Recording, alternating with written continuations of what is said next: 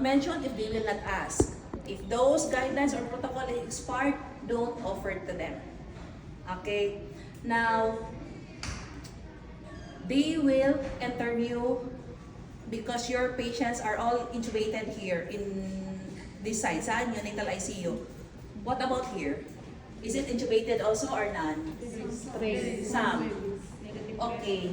Now, it might happen if they will come here then during the visiting time, they might interview the mothers. It's part of the survey process guide that to interview a patient. Since your patients are not talking or because you are neonate, so they might interview the mother. So, okay, if they will interview, don't argue with them. It's part of the survey process guide. They have the right to interview. It's part, it didn't breach our confidentiality. Okay? Now, if they will ask a data, what are those data that we can present to them in terms of assessing our performance as a nurses when your patient has been discharged to the hospital? So, during the whole patient journey, what data that we have that we can present to the surveyor in terms of our performance as nurses to the patient? What data that you have? What data that you have you can give to the surveyor if they will ask about the patient's journey or the patient, meaning the care that you receive. If they will evaluate you nurses, the patient evaluate us nurses. Patient experience. Okay, so that is a patient experience data. Now, I will ask you someone. This is your experience of, do you know where to locate this patient experience data? Yes. Do you know where to find? Sure. Yes.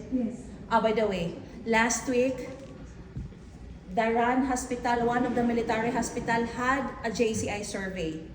They refused to interview charge nurses, head nurses. They totally interview primary nurses. So that's why we are here. We want you, primary nurses, because you will be the one to be evaluated for this data. Now, can someone explain to me regarding this data?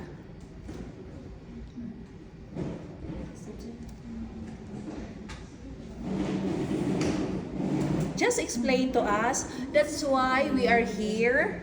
We will coach you, we will teach you regarding this data, if you are familiar with this, in your quality board. The score is 86.5. Okay, and then, Quarter one. okay, Compared. Yeah, last year is the difference is 3.37. okay, good.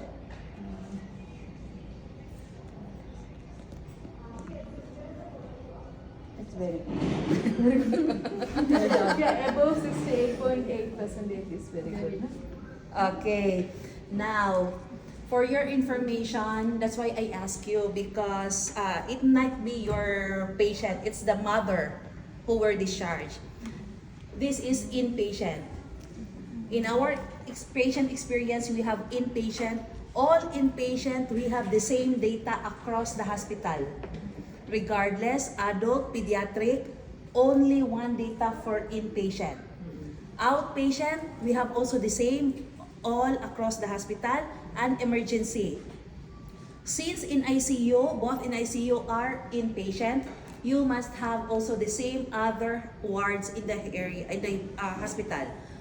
Building 2, other the postnatal. Building 5, we are all the same. Now, for inpatient, what is our benchmark to reach the target?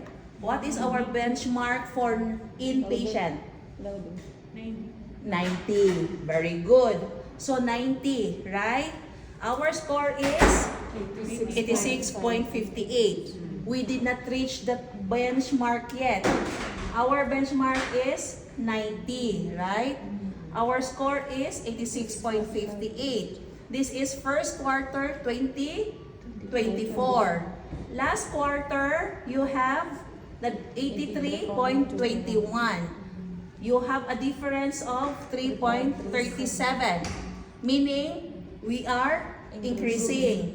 But we did not reach yet to the benchmark, to the target. Our target is 90 inpatient. We still have 86, but we did not reach. So what action that we did to reach the target? Action plan, quality improvement project. Very good. Okay. Now, do you know how are you being evaluated? As a nurses, do you know how are you evaluated by the mothers who were discharged? Because the mothers or the patient, when they discharge in the hospital, they receive a text message, a link. Then they will answer. So what are those questions that they are answering from us as we nurses? What are those questions? Are you aware? No. How are you evaluated? None. None. But you are doing your purposeful rounding, right? That's the one. That is your purposeful rounding. Where you can find those questions is at the back of it. If you could see at the back, how are you being evaluated? See, if you could see. Nurses, how are you being evaluated by the nurse? See the nurses. How many? Friendliness, okay? Promptness, okay? Attitude, which is part of your skills, right? So it's part of your purposeful rounding. So this is the way that the patient or the mother evaluated as nurses for their patient experience. Now, if you 1, 2, 3, 4, 5, 6, 7. For nurses, we have 7 domains that we are being evaluated. For this 204, N size, meaning it is the number who responded. That is random. It's not all patient that has been discharged, it's just a random. So meaning 204 patient responded to the Press Gini. Press Gini is a third that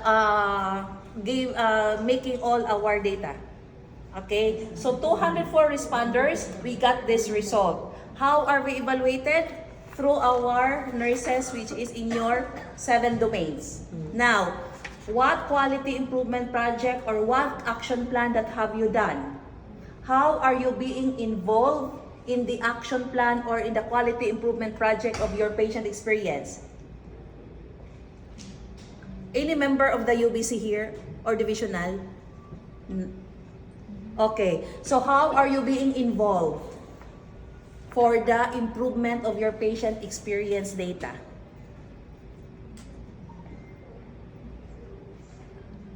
Through what?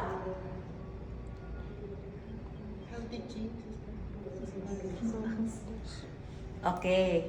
Isn't it you have your meetings? Okay. So now, to have us a standardized answer, you are involved, bedside nurses, involved in the quality improvement project or the action plan through your unit-based council meeting or your divisional, right? So part of your unit-based council meeting is your agenda is the patient experience. Am I correct? Okay. So if the surveyor will ask you, how are you involved in the quality improvement project? Through your unit, UBC and divisional. Okay? Make sure the minutes of the meeting of your UBC or divisional is ready in case if they will ask for it. And the minutes of the meeting. Plus the attendance. Okay? So are we clear with that? So N size is the one who responded. That is our score.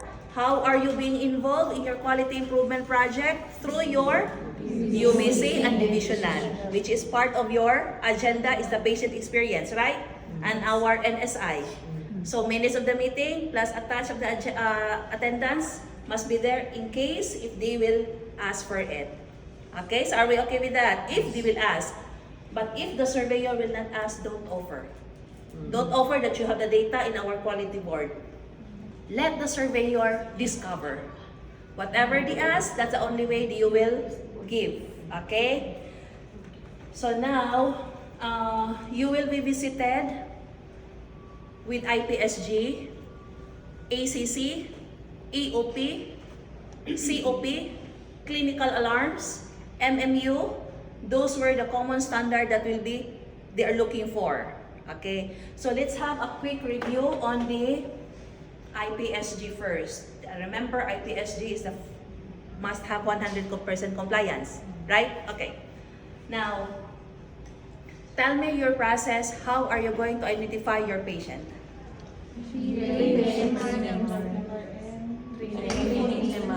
Three full names? National ID. Okay.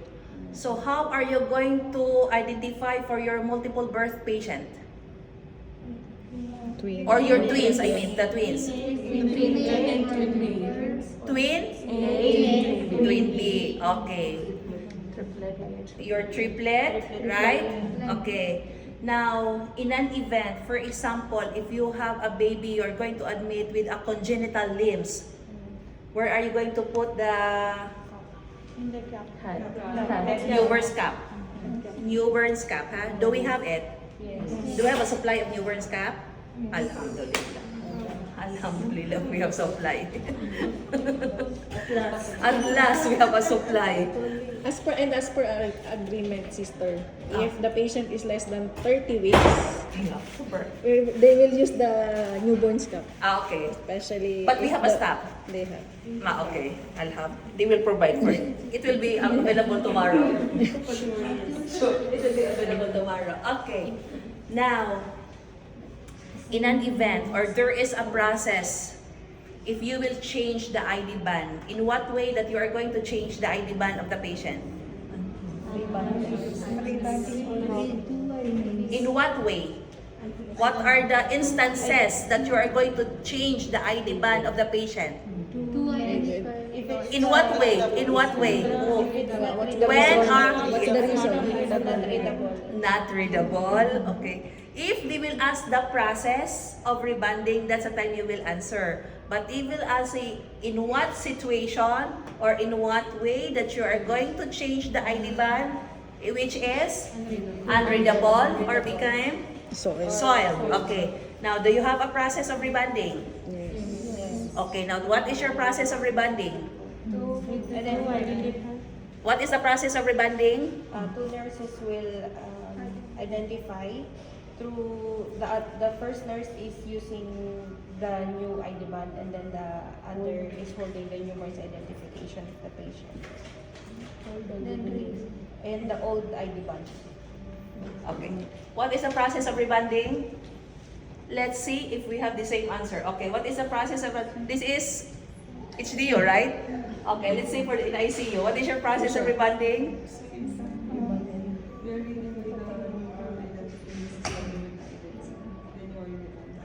Okay. Two nurses? Okay. The one who removed the old Very good. The one who removed the ID band will attach immediately to the alternate side. Then the follow-up question is, does it require two nurses? Yes, okay, because you have your patient is unconscious, two hospital staff. It didn't say two registered nurses, as long two hospital staff.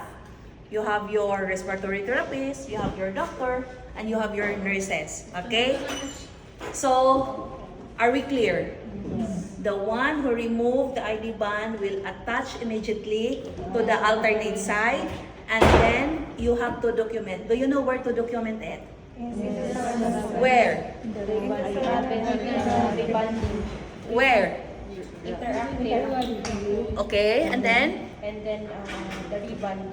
Banding, okay. So it's in the interactive view, huh? Okay. Now, IPSG 2, are we allowed to receive verbal order? Yes. In what situation?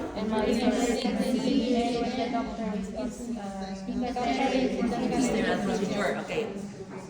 Very good. When is the physician will validate the verbal order?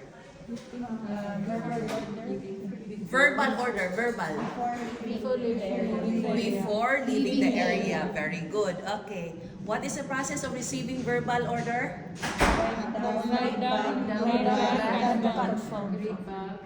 And confirm. Okay, very good. What is the process of receiving critical test results? Process of receiving critical test results. Okay. Where are you going to document?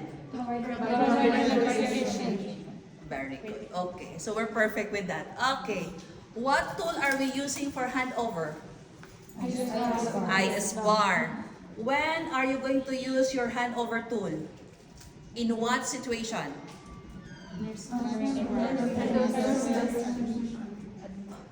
When are you going to use, in what situation that you will use your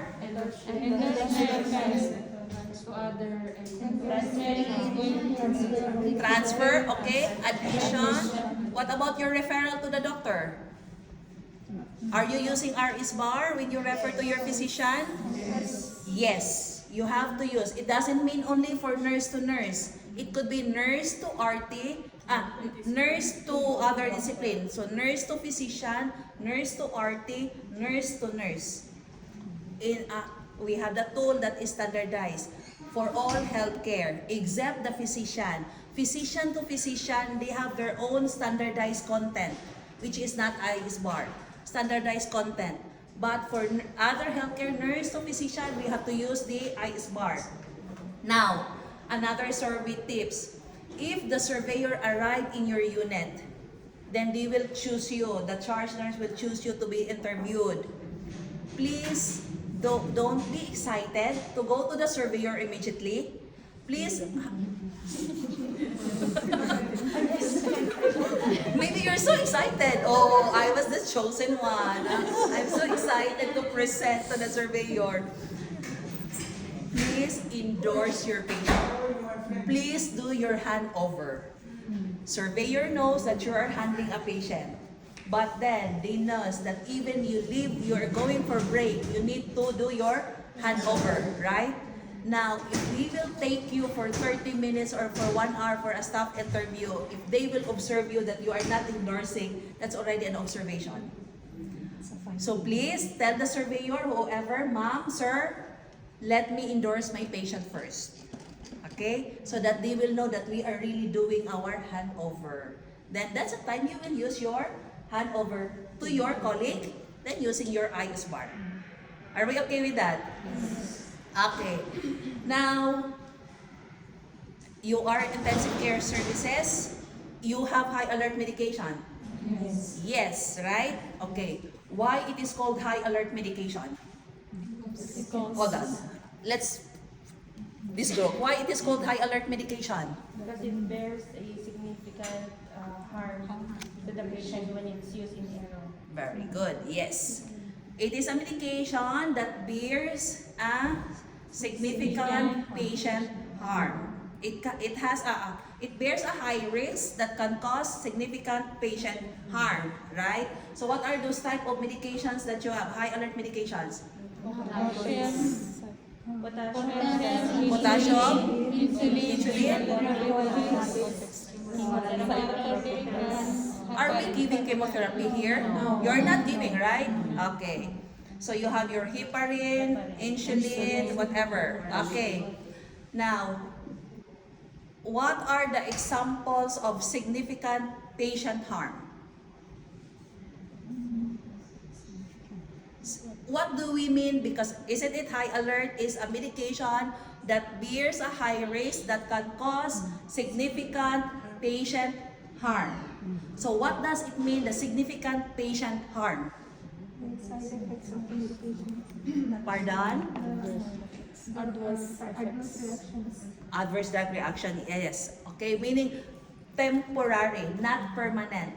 Because permanent is already considered death. It is another type of, that is sentinel event. Very good. So, why it is called significant? Because it can cause temporary. Now, for concentrated electrolytes, do you have concentrated electrolytes? Which is potassium, magnesium, you are allowed to store, right? So, what is the very important strategy to ensure the safety of handling or giving medication of concentrated electrolytes? The very important strategy to ensure the safety of concentrated electrolytes in administration of concentrated electrolytes. Before that, what is the very important strategy? Before double checking, before Should be what? should be? Very good. Remember, concentrated electrolytes, you have your label.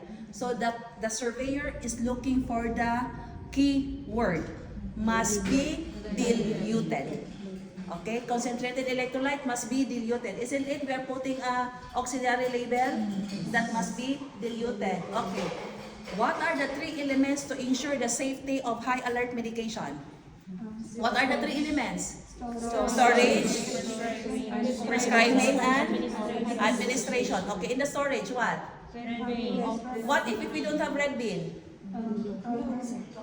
What if we don't have red bean? Can we use another bean? Okay. To have a standardized answer, yes. We can use other bean if we don't have red bean. As long you will put the auxiliary label and the name of the medication. Blue bean, you can use it. Okay? Which is ongoing right now. Some of the areas are using, we ran out of the red bean. So it can be used. Okay, for example, if this is medication, is a high alert medication, at the same time look-alike medication. So what storage, how are we going to do the strategy? What strategy are we going to do? Make it louder, please. Same like a high alert medication, but the indication should be stated. Very good, yes. If a medication is a high alert medication, at the same time look-alike medication, then you will follow the high alert medication, but you will label it with the Tolman lettering, and then you will put the auxiliary label. Are we okay with that? Okay. For administration, you mentioned independent double checking. Tell me more, what is independent double checking? Tell me more, what is independent double checking? Two competent nurses. Okay. Independently. When are you going to do the independent double checking?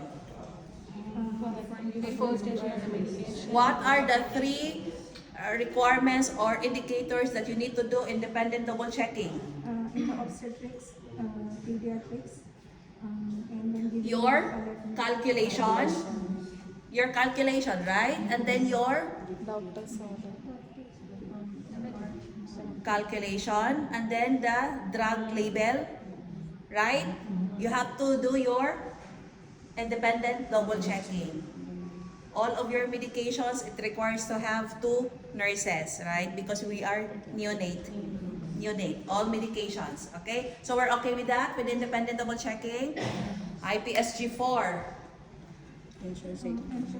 Ensure the safe surgery. Okay, what are the elements to ensure safe surgery? What are the 4 elements? Pre-verification, site marking, time out, and sign out. Very good. So what are the components of the pre-verification? Okay, what are the components of the pre-verification? Patient identification, consent, and what else? You have patient identification, you have your consent. What else? What else? Are you sending a patient without consent? No. Of course, none. Okay, so you have your patient identification, your consent, your site marking, right? Because where is the pre-verification will start? In the unit, right? In the unit, your consent. So, if the surgeon cannot secure a consent in your unit, where is it will be taken? In the holding area. Holding area, okay? Site marking. Who will perform the site marking? The surgeon who performs the procedure. What symbol are we using in our hospital? Arrow what? Arrow left, right, down?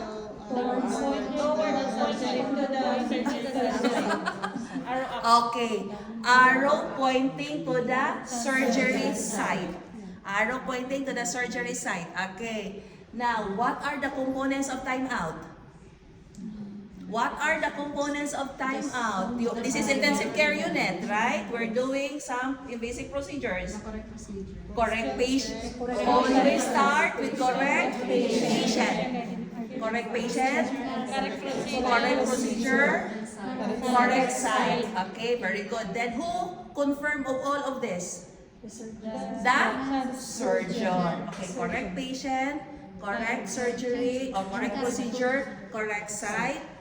And then it was be confirmed by the surgeon. Okay, what are the invasive procedures commonly performed in your area? Lumbar puncture. What else? Central line. What else?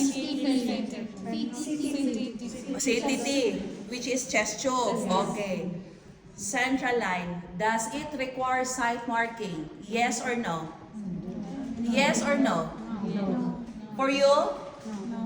You? Very good. Okay. Central line doesn't require site marking. Why? Why?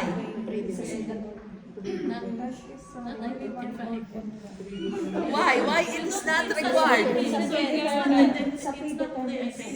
Predetermined. Yes, because I told you, surveyors are looking for a key word.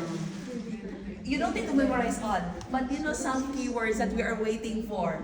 So predetermined. Okay, you mentioned chest tube, you mentioned lumbar puncture. Does we require site marking? Yes or no? Lumbar puncture? Yes. Oh, see? Now, this is only one level, but we don't have the same answer. Think of it. Does we require site marking for lumbar puncture? What is the parameter for site marking? What? When are we going to do site markings? Multi-level, right? Bilateral? Okay. How many in your lumbar puncture? How many? L. L1, L2, L3. Okay. Does it require site marking?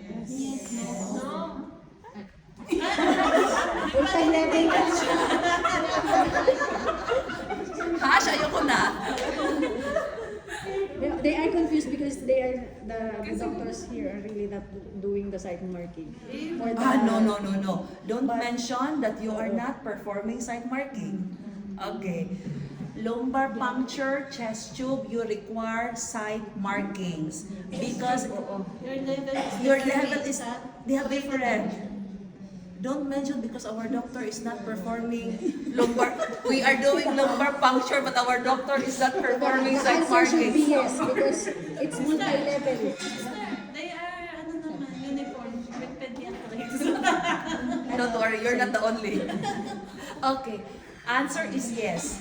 Because your lumbar, you have multi-level. You have lumbar 1, lumbar 2, lumbar 3, lumbar... Okay. Chest tube. It's lumbar puncture, it's multi-level, but lumbar puncture, when we are doing it one, it's focusing the certain level, right? L4 and L4 in between. Yeah, but L4 before... and L5. Yes. But even though, because you're L4 in between of L4 and L5. So how do you know that this is L4 and L5? Right? So still, it requires, policy says, multi-level, then it requires site marking. So, don't tell that our doctor is not performing. Okay. Mushkila. So lumbar puncture is it requires site marking.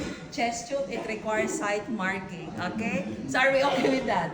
Yes. So we have now uniform answer. To the right and to the left. Okay. IPSG 5, surveyors will not ask you to do hand hygiene.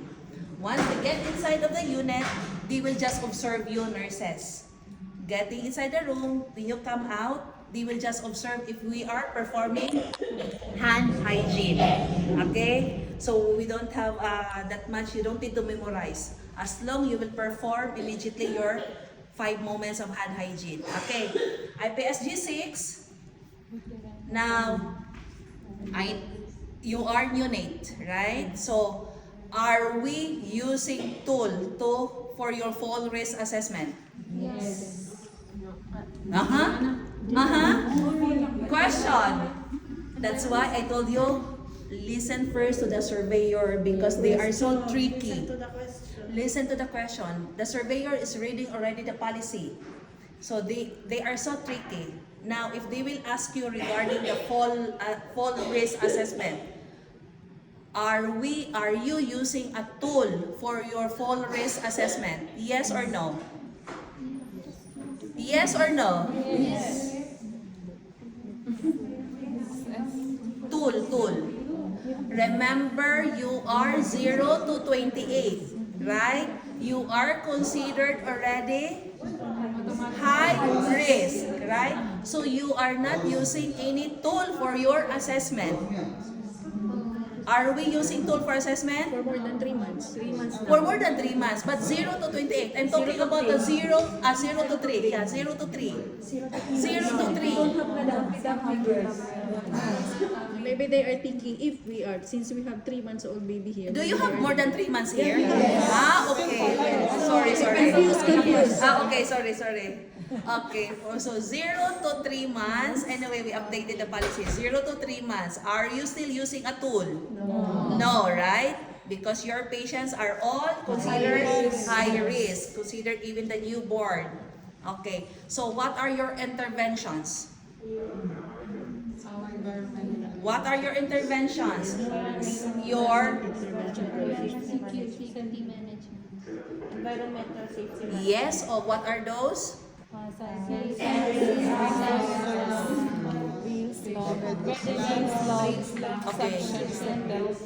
Adequate lighting. Okay, very good. So you have that is your intervention.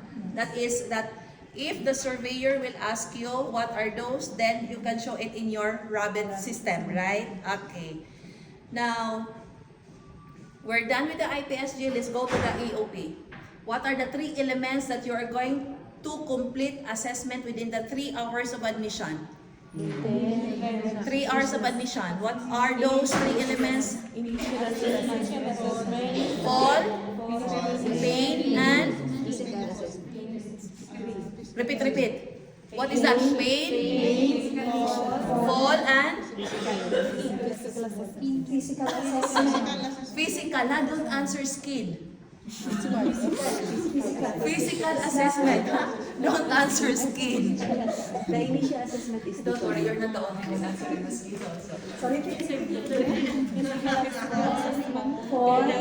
physical assessment and Only 3. Physical assessment. Your skin is part of the physical assessment. Am I correct, ma'am? Physical assessment, fall, and pain. That is the 3 elements the assessment within the 3 hours of admission. Okay. After these 3 hours, within 24 hours, what are the other assessment that you're going to complete? What are the other assessment that you're going to complete? You finish only physical, fall, and pain. What are the other? Okay, what is in the basic admission? Don't answer as the basic admission. You have to mention for nursing, for us nurses. What are the other?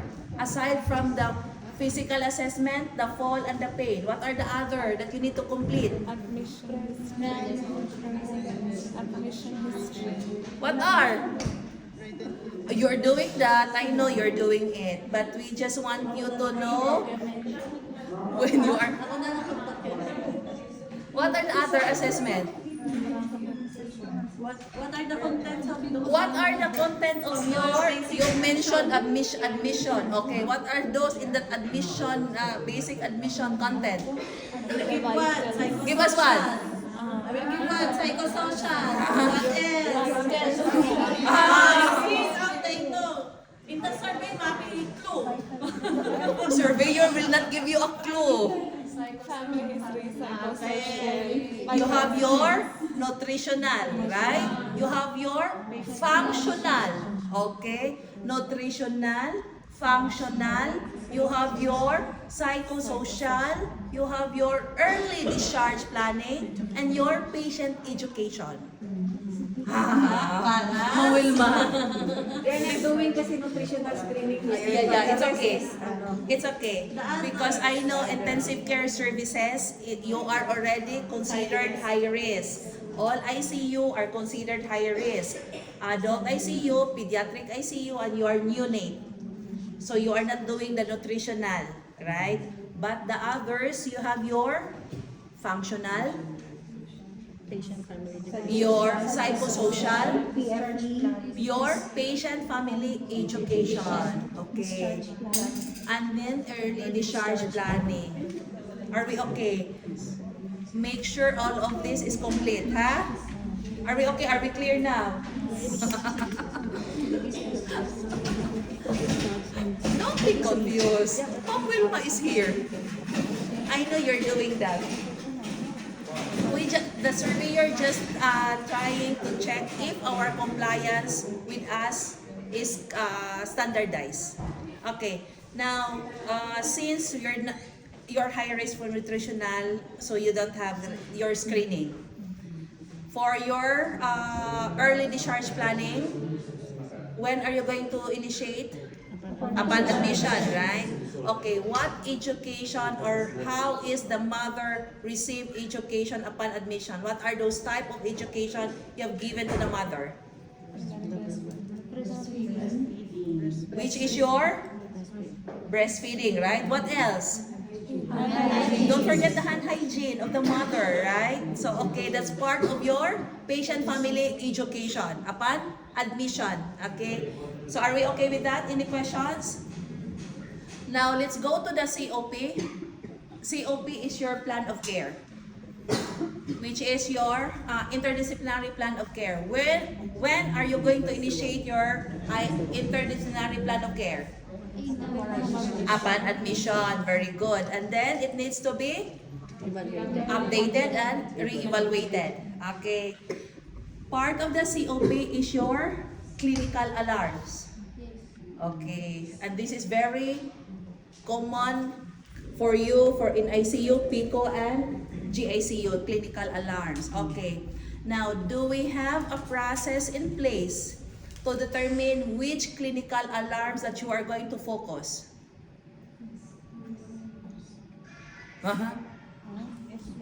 Yes, we have. Tell them if the surveyor will ask you, do you have a process in place? Which clinical alarms? Yes, you have it. Right? Yes. Okay. Which clinical alarm? What type of clinical alarm that you're going to focus on? What type? We are asking type of clinical alarms. What type? What type of? The surveyor is asking what type of? Very good. Yes, physiology.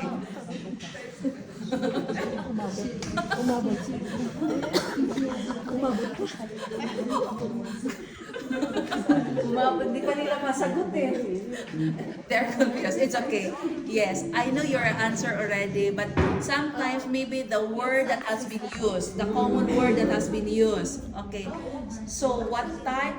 If type of clinical alarms, which is your physiologic alarms. Okay. So who can adjust the alarm? Healthcare practitioner or your competent practitioner, healthcare practitioner, don't answer bioengineering, please. Because there are some staff answered as bioengineering. Bioengineering is just doing the PPM. They cannot adjust the alarm, ha? Baka maintenance po. Who will adjust? It's our qualified healthcare. Okay. Qualified meaning competent, right? So are you competent enough to adjust the clinical alarms? Yes or no? Yes. In what way that you are competent? What competency? Nurse manager? Ang kay Ma'am Wilma. Ang kay Ma'am Wilma. In what way that you are competent to or you are certified for the clinical alarms? We are doing competencies. What type of competency? Nursing assessment. Okay. Am I correct, Ma'am Wilma? It is in the nursing assessment competency that its clinical alarm is there. Maybe you are not familiar, but yes, you are competent enough for the adjustment of that clinical alarms. Huh? So it's a nursing assessment competency. It's part of it. Ma'am Wilma is doing that. Am I correct? Okay. So are we okay? Any questions with the clinical alarms? Any questions with the clinical alarms? Ma'am Joanne is here. She will be the one to present with the surveyor actually, with the clinical alarms. Any clarification question for them? Question them with the clinical alarms. She's there. She did the tracing already. She did already. She's Okay. with the team as well. Okay, so we're okay with the clinical alarms. Now let's proceed to the crash trolley. How many crash trolley we have? Or what type of crash trolley do you have in your area? Very good, neonatal. Okay. Now, in the crash trolley, the surveyor are checking, in-depth checking. Whatever in the checklist, that is, they will open actually. So, it's part of my surveyor, which is Victoria Navarro. Tomorrow afternoon, it's our first session, is a meeting with the CPR committee. After the meeting with the CPR committee, we will go to the clinical area. But which clinical area, we don't know yet. We will just inform which clinical area that we will check all the crash trolley. What happened in the run? They really check the content, whatever the content of the checklist. If the sizes is 0.5, 1, 2, 3, it must be there, present. Okay. The defib time, which is Ma'am Hash, I know already. I don't know. The same. The same? Do we have wall clock? Not working. I will put not working. You put not working. Do you have wall clock inside? You don't have? We'll use the cardiac monitor. Okay. So this is the answer, ha? Because you don't have wall clock, so in an event, what is the source of your checking the time when you announce when your patient deteriorated or your patient arrested? Cardiac monitor, ha? So your cardiac monitor, is it synchronized with your defib? Have you checked? Correct? The same time, ha? Synchronization? Let's make sure it's English. Is it English? In your cardiac monitor, English or Arabic? English. Okay. So kindly make sure that the time in the cardiac monitor and the defib is synchronized. Same time. Because that is the findings of the Indharan Hospital. Even hour before GCI. Yes. They ask for Apple iPhone. Apple iPhone, right? Yes. Okay. Another of that situation that was in Dharan Hospital, they gave a situation. One of the situation they gave, because they knows that we nurses, we have a telephone here, we have a crash trolley here. The situation they gave is that when you come to work, upon coming to work, while you are walking within the hospital campus, in the parking area, you've encountered one staff or let's say relatives became unconscious. Parking area within hospital premises.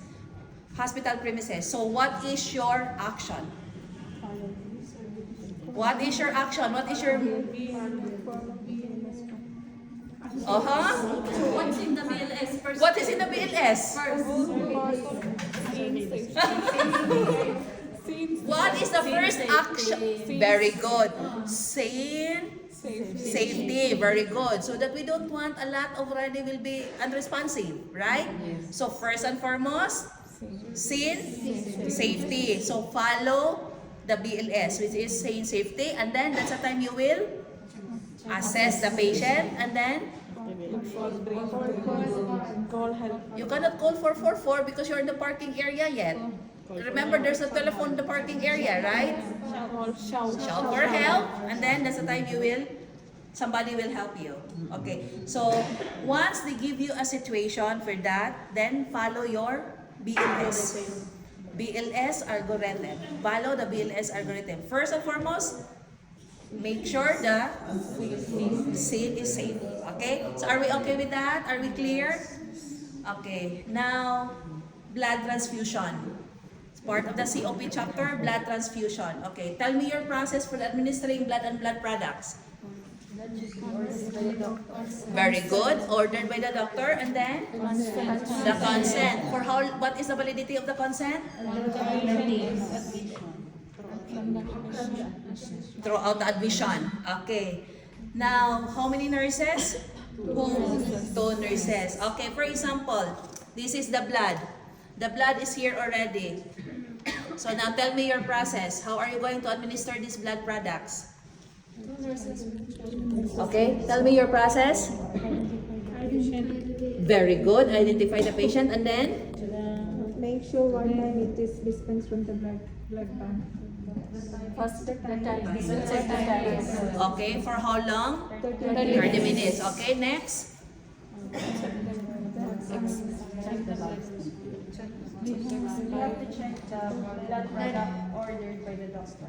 Okay, and then The expiry, okay, everything. Okay, for example, you transfuse already. After 2 hours and 30 minutes, the patient develop a blood transfusion reaction. So, what is your process? Stop, okay? And then, after stopping, flash the line with saline. After that, assess the patient. After assessing,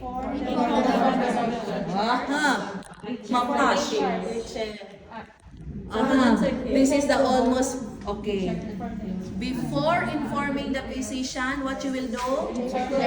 Verify. Very good. Always verify first. So, the process, stop, then flash, assess, verify, and then inform your physician. Always verify first, because this is the almost same that we forget.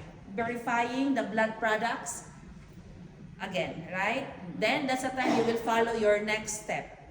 Right? You are sending already, you are, what are the other, what forms that you are going to complete? Blood transfusion and your incident reporting. Okay. Now, follow-up question from the surveyor. Your new staff? New staff? Okay. When was the last incident report you have made? Never. Okay. Because it might be a question. Have you reported an incident report? None. If yes, when was the last time you reported an incident report? So to those who reported, kindly make sure that when was your last incident report? Now, did you receive a feedback of the incident report that you reported? Through? How did you receive a feedback? In what way that you receive a feedback? Feedback. You receive a feedback by Ecofortal and? Okay. How are you also informed about the incident report that it will not happen again?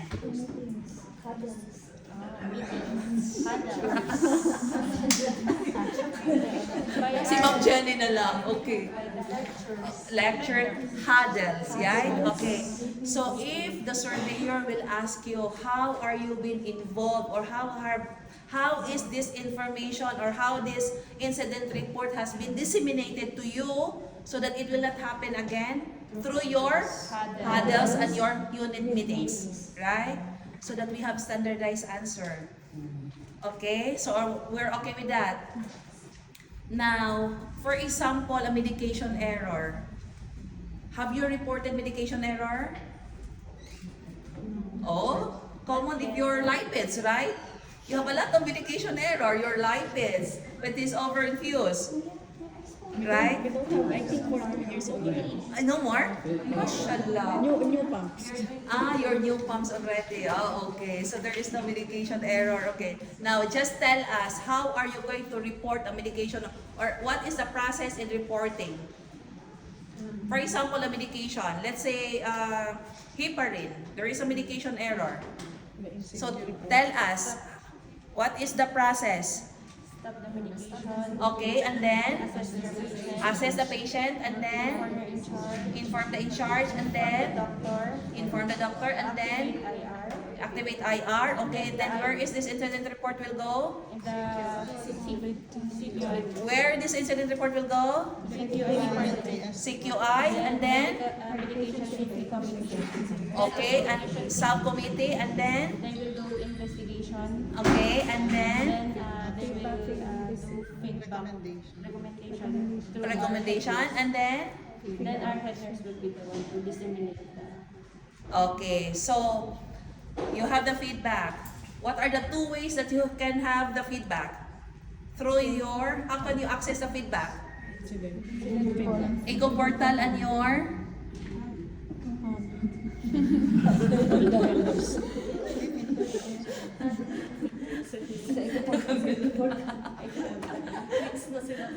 mix, okay. Yeah, make it just in your ego portal, okay? Now, clinical alarms, we're done. COP. Do we, crash cart, we're done. Do we have DNR? Yes. Do you have? Yes. Okay. Now, it might be, but we don't know that they might include the care of the end of life care. End of life care assessment. Are we doing that for your DNR patient? Yes. Very good. Complete documentation? Yes. Okay, very good. Assessment. Alhamdulillah. Okay. Now, tell me your process to reduce the risk of patients' cultural or the mother cultural barriers. What is the process to reduce the risk of cultural barriers? Involve the social worker. Cultural barriers, cultural, religious. Religious or cultural barriers. Do you have a process in place? Or do we have any posters, I mean? The notice board. Do we have any posters? Meron dun sa notice board. Pareho. Do you have it? The religious. Religious. I will show you. Do you have it, Ma'am Hans? Hindi na kailang gateway. Let me check.